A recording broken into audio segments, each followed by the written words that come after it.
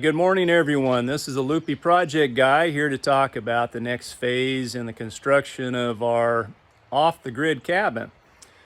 So you can again see the nice setting we have looking over the edge of this beautiful river in South Texas, hill country of Texas. And we welcome you to this particular video. So today we're going to talk about how we worked further on the roofing of this cabin.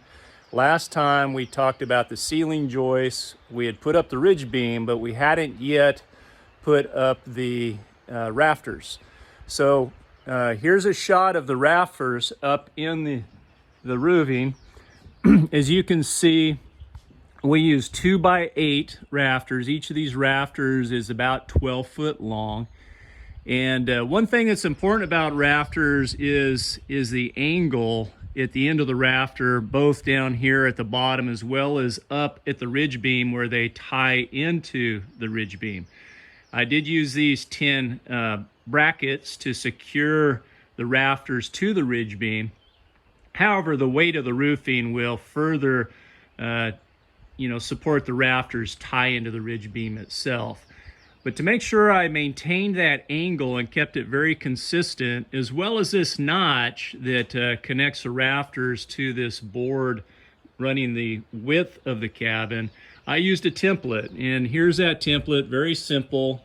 My first rafter, I just looked at the angle to using a level to make sure it was perfectly vertical and drew a line for that angle, cut it, and then each subsequent rafter I just laid this board over the top of the rafter I was trimming, drew a line and cut that rafter to the appropriate angle.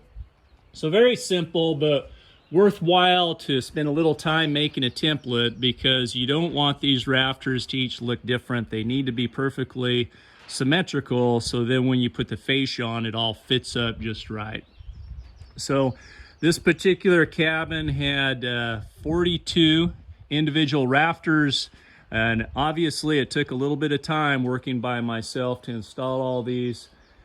Not difficult, but awkward to move these boards around and standing up on the ceiling joists to secure the rafters. After the rafters were complete, we then moved on to putting on the decking, and we used 7/16 inch OSB board for the decking, 4x8 sheets. And when you get to this point, it really gets awkward working up at the heights that you're working on and making sure you're doing it in a safe way. So rigging, lifting equipment, as well as appropriate safety gear, being a harness and rope, are very important to make this part of the job successful.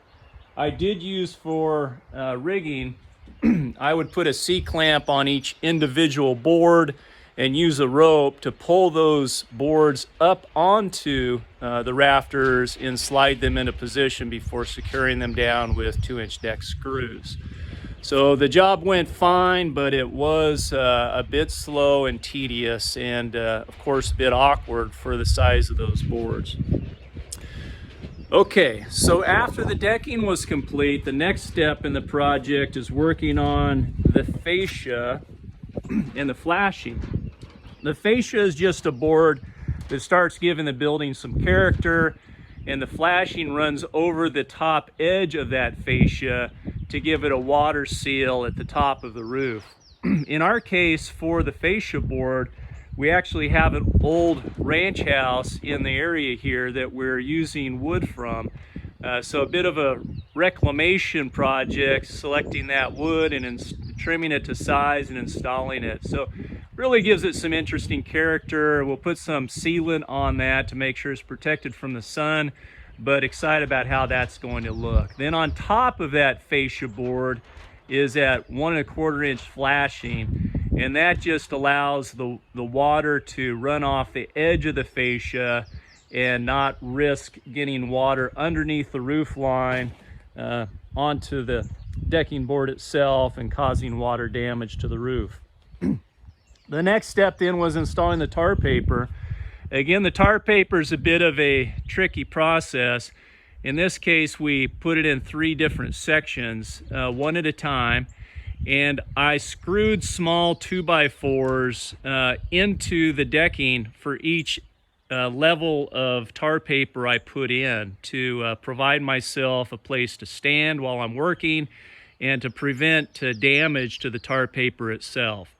So that all went fine and has gone in. We just about have it completed on this side, and we'll be working on the other side in the next day or two. So that's what we've completed since last time we talked. The next step then will be to finish the tar paper on the other side, which will require us to finish the fascia and flashing first before we put up the tar paper. We have the fascia and flashing on half the building, as you can see right here. Then we'll be installing the tin roofing, and the next step after the tin roofing will be to install our solar panels. So we'll be wanting to think about how to properly clamp those solar powers onto the top of this roof to make sure it all works as one seamless unit. And then the next step is we'll be coming back inside to install our vents, tie our vent system together so we can run it up through the roof. You may remember the stub outs that we have in place for our toilet, shower, and our 2 sinks in the cabin. Those will be tied in shortly. And we'll be putting 1 roof vent up on the top of this roof. It's not a very big building, so it doesn't require more than 1 roof vent.